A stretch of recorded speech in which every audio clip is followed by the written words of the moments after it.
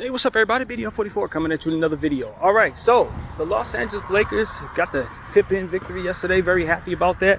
It's a lot of conversations going around the Lakers.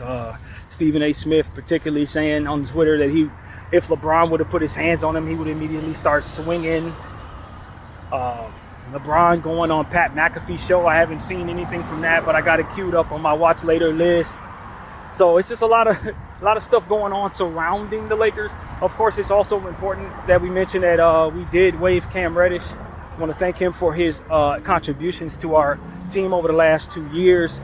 He's been an intricate part of what we did in a number of situations, being a starter for our team and a go-to defender. So we really appreciate Cam Reddish. We wanted him on the team for a long time, and I think that he put in some good work as a Laker.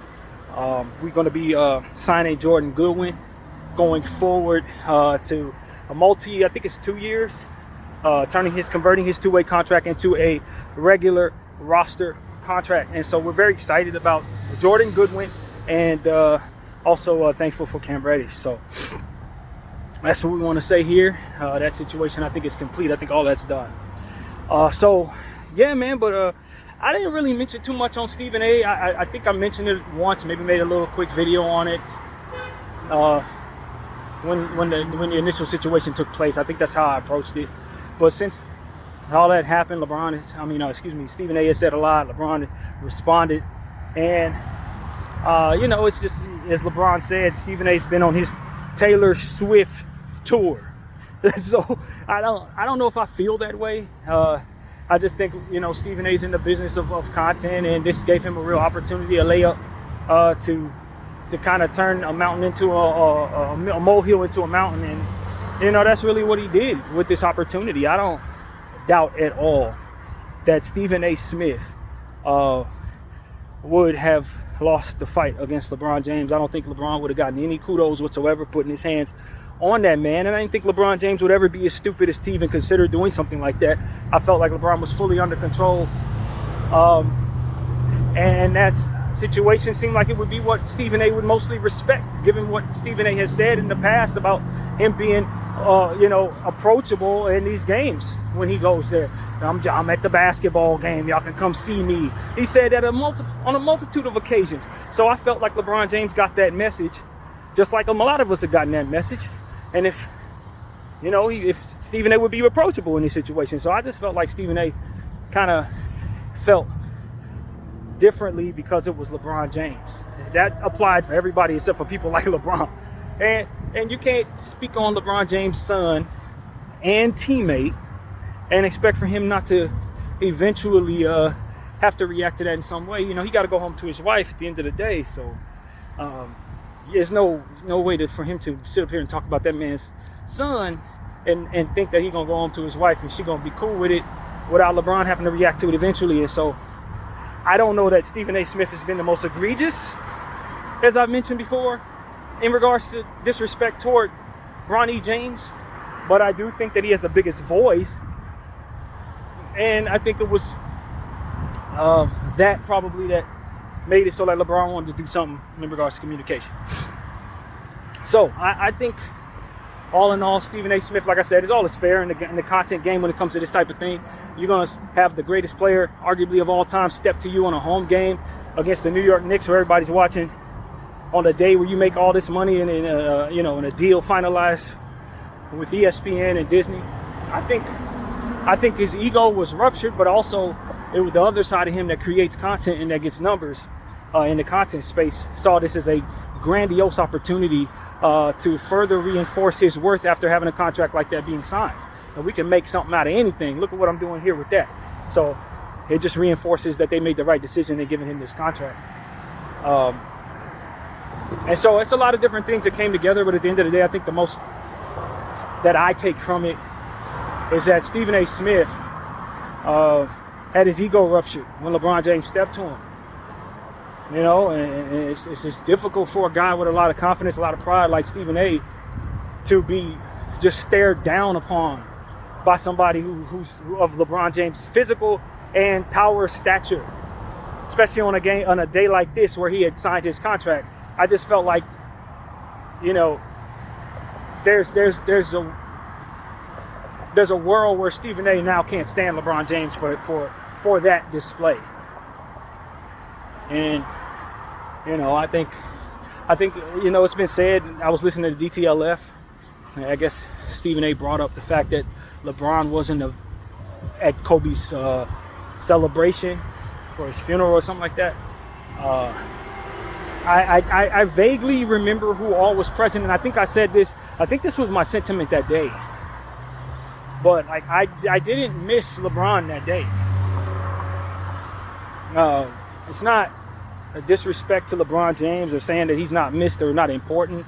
Of course, it's been 5 years, so we have a different relationship with LeBron now than we did at the time as a Laker organization. So it's much more togetherness now than what would be expected then. But that day was about just complete and utter mourning, man. We were really in mourning, bro. So for Stephen A. Smith to mention that, it takes us back to a dark space, as a lot of us Laker fans really struggled with that. And we care not to really look back on that day without positive thoughts being attached to it. And that's what comes to mind for me. I think that, I have to hear what Stephen said. I didn't hear it. But if it went any way like what DTLF said, I just thought that was the wrong, and that's the wrong thing to bring up. I know you probably upset at this guy for how that went down, but to try to do that, it's just, again, it just speaks to the offense that Stephen A. probably felt when LeBron approached him in the way that he did at that game, and him wanting to kind of really tear down LeBron and remind Kobe fans and Laker fans that, this dude wasn't there when we were celebrating your guy. And maybe he should not have been there, in the presence of the circumstance. He's supposed to be coming in as the new guy for the Lakers.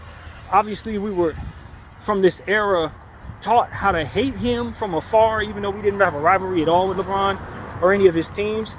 It was almost like a reminder that this guy's here to replace our guy. I just felt like the psychological aspect of it kind of made it so that LeBron James probably felt like it was best for him not to show his face on a day like that. You know what I mean? Maybe he was too distraught himself to be in that environment. Maybe he didn't want people to see him cry for the first time on national television. You know what I mean? Because obviously he had a special relationship with Kobe too. And if Kobe didn't give him his blessing, he probably wouldn't have felt as comfortable putting on a Laker uniform, for which Kobe provided him. So I don't know. You know what I mean? These are people that knew Kobe personally, bro. We were struggling as fans. I don't think most of us had ever met Kobe Bryant in person, but we were struggling greatly during that time. So, like, I felt like it was a lot of different ways you could look at LeBron's absence. And the way I took it was, I think LeBron James just probably felt that he wouldn't be as appreciated showing up that day. That's how I took it. And so he just stayed away, which is sensitive to the understanding of how much power he wields and how much presence he wields and how much of a distraction he can be and what the narratives can be around his name. He has to be sensitive to those things, as to where 99% of the peoples of the world, so to speak, don't have to worry about those type of things at all. He does. So it's like, I respect that with all that it is that he brings to the table, all his fame and his consciousness of his aura, so to speak. He got to handle things in ways that most of us probably wouldn't consider it be necessary to do. So I'm not mad at LeBron James, man. I think that, there's only a small fraction of what makes sense to me that would make me look at LeBron and say, you should have been there. A good 98% of how I look at that situation tell me they probably shouldn't have been there in the first place. So that's how I look at it. He probably shouldn't have been there. So, yeah, as far as I can tell, man, Stephen A. Smith throwing low blows, mad because of how that situation looked and how he ultimately always puts himself out there to say I'm approachable.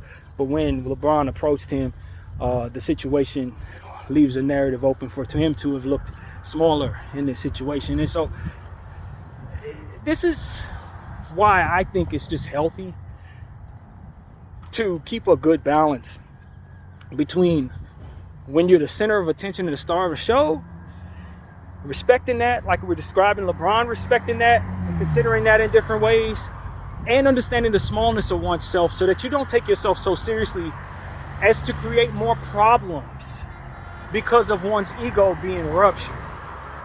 And far be it from me, who's never met Stephen A. Smith, to tell you about him in any way like that. But just looking at how this is playing out, that's one angle of it that I see there. Is a guy who just always asked for a certain thing, and then when he got it, wasn't really all that happy with it. It wasn't really what he actually wanted. And so sometimes we go out there and we welcome certain things. Hey, you come see me at the game. Come see. And when somebody comes see you, you're not really all that happy with it. You don't think of it as a respect like you were claiming you said it. You know what I mean? But you want to use the narrative of somebody not reaching out to you in person as a means of showing off, saying that they were weak for not approaching you in person, until when someone does approach you in person, now you want to turn that on its axis to say they need to be calling you. It just speaks to you not really wanting to be approached for all of the things that you do, and ultimately not wanting to be held accountable by the people that you're willing to hold accountable in whatever way you use your voice to do. It's not easy to look somebody in the eye and say the same stuff that you say when you were looking in this camera. I can attest to that myself. I don't think I'd be all that overly confident in each and every person that I've mentioned's face of saying the exact same things that I've said. Certain things can bring about an energy that comes your way that ultimately you don't have to worry about when it's a camera in your face and directors and people who answer to you surrounding you as you talk. You know, so that's really what it comes down to for me. I just think Stephen A. Smith been asking for people to approach him for a long time and putting himself out there to be somebody who's open to that energy no matter who it is. And then when it came about, he wasn't really ready for it.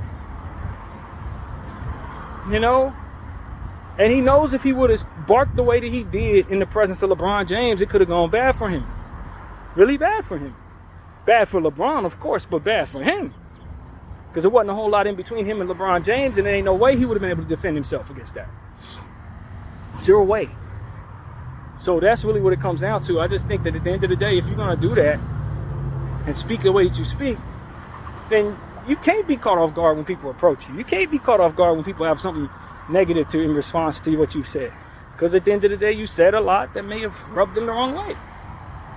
And because LeBron James ain't been approaching people for all this damn time, they think that he's just going to continue to not approach them going forward.